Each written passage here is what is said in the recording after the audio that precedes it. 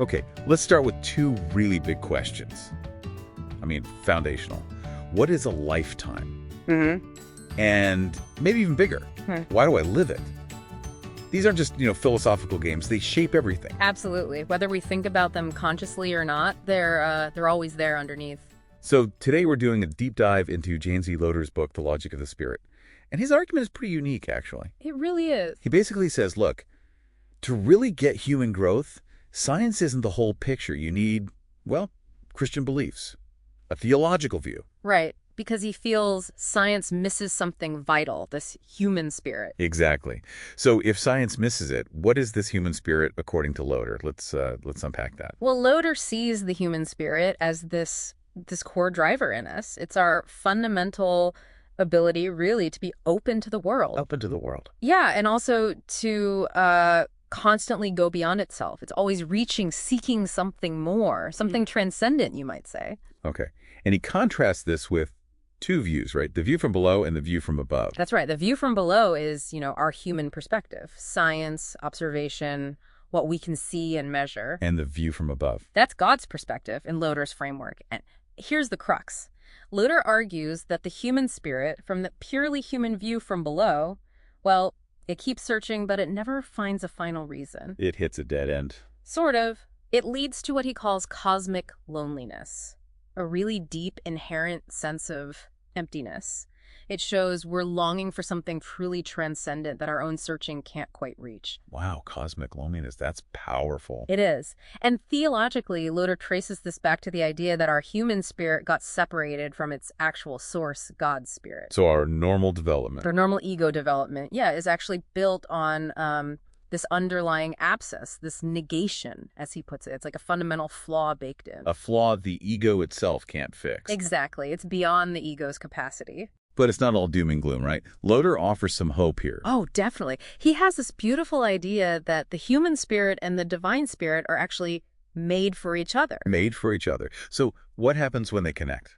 That connection is transformative. When God's spirit connects with ours, Loder says it changes our human intelligence. It doesn't become blind faith, but rather faith-seeking understanding. So an active way of knowing God. Precisely.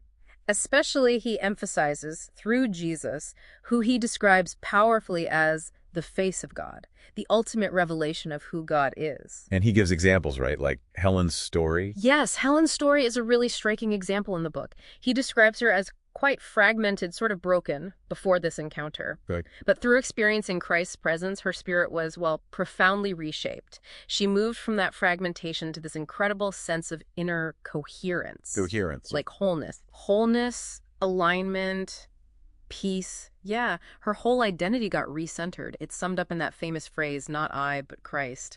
It really shows this divine connection playing out in a real person's life. Okay, so let's bring it back to those first questions. What is a lifetime? Why live it? Loder seems to say the ego alone. It just can't answer them. It can't. Not fully. Because it's operating from that place of inherent separation or negation we talked about. So what is the ultimate answer then, according to Loder? It's surprisingly simple yet profound love. Love? Love itself. He says a lifetime is actually an incomplete act of God's immense love. Incomplete? How does it get completed? It's completed as we participate in that love, as we return it to God, and also outwards to creation, to others. Yeah. This shifts us. We move from being ego-centered to being genuinely Christ-centered. Right. So thinking about the listener, what did this mean for you practically? Well, I think one huge implication is freedom. Freedom from what? Freedom from basing your worth on achievement.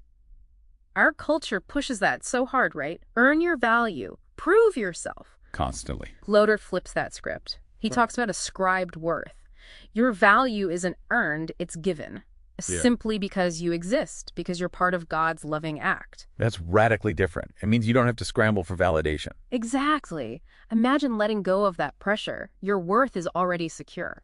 So zooming out, again, this whole theological view, it really reframes our entire life, doesn't it? Completely. Human development isn't just this isolated psychological journey anymore. It's embedded within something much bigger, God's ongoing work of transformation, of redemption. And true meaning isn't just about, say, mental health or wholeness in a secular sense. No, it's deeper. Loder connects it to holiness brought into our lives by the Spirit. That's the ultimate goal, the true source of meaning. So here's maybe the final thought for you to consider. How could understanding this shift your sense of purpose? Right. What if life isn't about striving and achieving for worth, but about living from a place of already being loved? Experiencing a life rooted in God's pure, unwavering love. That's certainly something to reflect on.